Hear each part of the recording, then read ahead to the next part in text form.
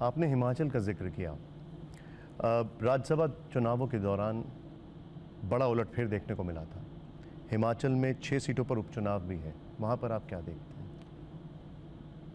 देखिए, हिमाचल के अंदर 4 लोकसभा सीट और 6 की 6 विधानसभा सीटों पर भारतीय जनता पार्टी मजबूत स्थिति में है।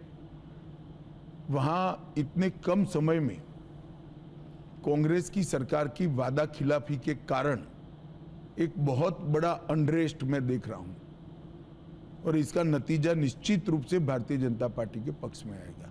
आज हमारे 4 सांसद वहाँ से चुने हुए हैं, फिर से एक बार हम वहाँ पर 4 सीटों को प्राप्त करेंगे और 6 की 6 विधानसभा के उपचुनाव में भारतीय जनता पार्टी विजयी होने जा रही है। राहुल गांधी बार बार एक चीज़ कह रहे हैं, वो कह रहे हैं कि मैं बड़ा वो जुमला उनका मशहूर हो गया है, खटाखट सटासट फटाफट।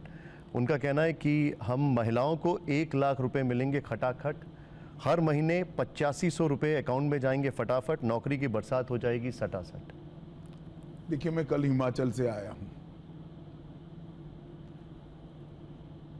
हिमाचल में इन्होंने खटाखट वादा किया था कि हर महिला को 1500 रुपया देंगे, वो राह देख रही है।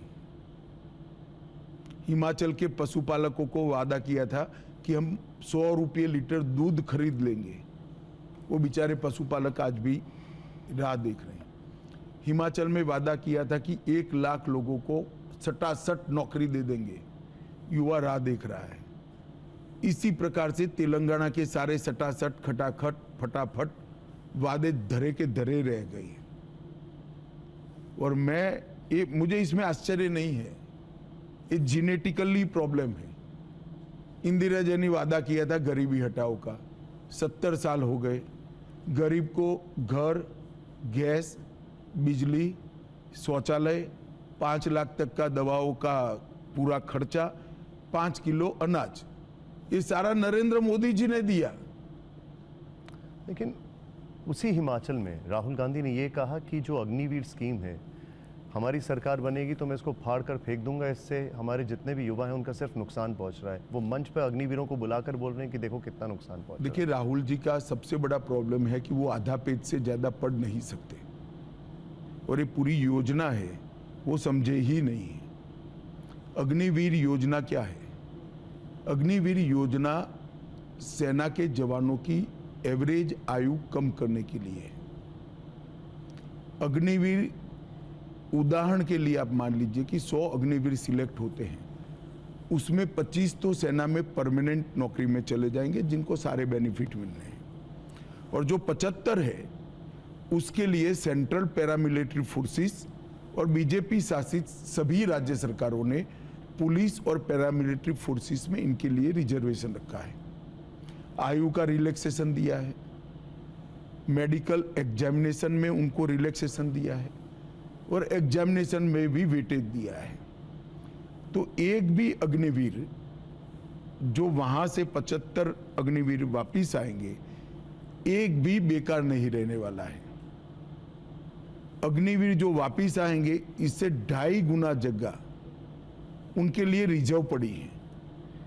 पैरामिलिट्री फोर्स और स्टेट पुलिस के अंदर ये अग्निवीर पूरा समय का नौकरी करेंगे, इनको प्रोविडेंट फंड भी मिलेगा, ग्रेजुइटी भी मिलेगी और पूरा जीवन सुरक्षा बल में, सेना, पुलिस या तो सुरक्षा बलों में नौकरी करेंगे। तो वो 25 और 75 किसी को घर नहीं जाना है। मगर एक कांग्रेस के लोग झूठ बोलने के आदी हैं। इनका नियम है झूठ बोलना, सार्वजनिक रूप से बोलना, जोर से बोलना और बार बार बोलना। तो अब राहुल जी काउंटिंग तक ये झूठ बोलते रहेंगे, फिर वैकेशन पर जाएंगे, लंबे वैकेशन पर आने के बाद नया झूठ ढूंढेंगे। अब ये मेरा आपसे जानना है, आपने कहा कि राहुल गांधी और अखिलेश यादव विदेशों में चले जाएंगे छुट्टी मुझे पर। तो आप जैसे एक पत्रकार ने कहा तो मैं बताता हूं, पत्रकार के हवाले से भी बताता हूं। मगर जो पास्ट रहा है इनका राजनीति में आने के बाद, जब जब यहाँ पारा बढ़ता है गर्मी का, वो वैकेशन पर चले जाते हैं। आप खुद कैसे स्ट्रेस आउट करते हैं अपने आप को? स्ट्रेस आउट क्या करना है, वो तो ट्रेस आउट क्या करना है, वो तो दिखाई पड़ता है। नहीं, मैं बोल रहा हूँ आप कैसे अपने आप को, आप जैसे कहा जाता है मोदी जी छुट्टी नहीं लेते, क्या अमित शाह जी भी छुट्टी नहीं लेते? नहीं, मैं तो अभी मेरा स्ट्रेस कम ही कर रहा हूं आपसे बात कर कर। एक बड़ा सवाल जो अब सबके सामने रखा जा रहा है वो ये है कि जैसे ही 400 पार हुआ उसके बाद ये लोग संविधान बदल देंगे, ये चीज़ें बदल देंगे। कांग्रेस बार बार कह रही है, आप लोगों के ऊपर आरोप लगा रही है। उनके पास कोई एजेंडा नहीं है। संविधान बदलने की ताकत इस देश की जनता ने 2014 से नरेंद्र मोदी जी को दी है। इसके लिए 400 पार नहीं चाहिए। उनको संविधान की बदलने की प्रक्रिया भी मालूम नहीं है। और अब आप आधा अधूरा पूछते हो, मैं पूरा कर देता हूं। वो आरक्षण के रेफरेंस में ही कह रहे हैं कि आरक्षण छीन लेंगे, भारतीय जनता पार्टी आरक्षण छीन लेगी।